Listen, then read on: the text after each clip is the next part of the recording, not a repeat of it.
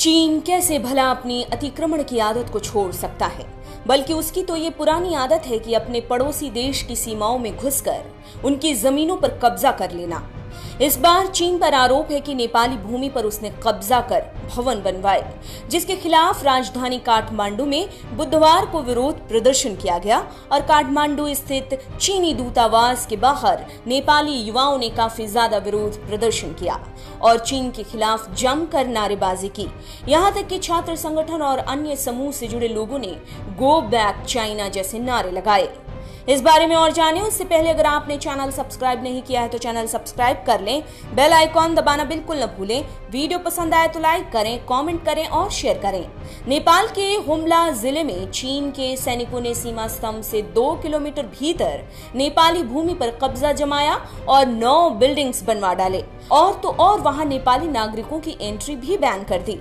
दूसरी तरफ जब ये अतिक्रमण की खबर सामने आई तो नेपाल सरकार की नींद खुली और उसने सभी सुरक्षा निकाय के साथ ही प्रशासनिक अधिकारियों को इस बारे में जानकारी हासिल करने के लिए ग्राउंड पर भेज दिया। चीन की ओर से अनधिकृत तौर पर हुला जिले के हेड ऑफिस से 2 दिन की दूरी वाले लापचा इलाके में बिल्डिंग्स बनाई गई।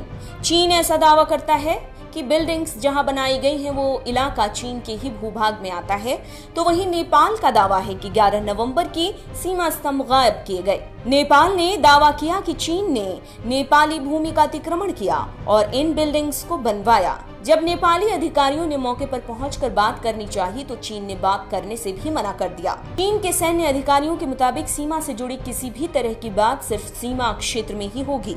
तो वहीं चीनी दूतावास ने बयान दिया कि चीन के द्वारा नेपाल की भूमि का अतिक्रमण करने और बिल्डिंग्स बनाने की ये खबरें झूठी हैं।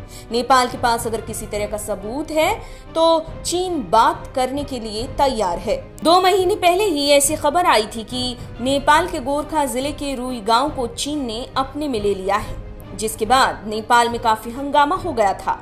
जून में तो वहां के विपक्ष की नेपाली कांग्रेस ने तो रिजोल्यूशन भी नेपाली संसद के निचले सदन में पेश किया, जिसमें कहा गया था ओली सरकार से कि वो चीन की चीनी जमीन वापस ले। पार्टी के नेताओं का ये तक आरोप था कि चीन ने शंखु वसाभा, दोलखा, हुमला, सिंधु पालचौक, गोरखा और रसुआ डिस्ट्रिक्ट में 64 हेक्टेयर भूमि का अतिक्रमण किया हुआ है। विपक्ष का आरोप है कि 1414.88 किलोमीटर की नेपाल और चीन के बीच की सीमा पर करीब 98 पिलर गायब हैं। इतना ही नहीं, कई तो नेपाल के भीतर की तरफ खिसकाया गया है। वैसे नेपाल के विदेश मंत्री प्रदीप ग्यावली के कहे की माने तो नेपाल के किसी भी भूभाग पर चीन ने कब्जा नहीं किया।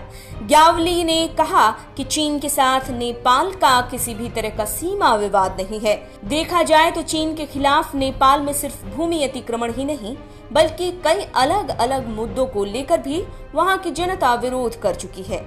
चीनी राजदूत हो यांकी के नेपाल के अंदरूनी सियासत में बढ़ते हस्तक्षेप को लेकर भी नेपाली छात्रों ने काठमांडू में विरोध प्रदर्शन किया था।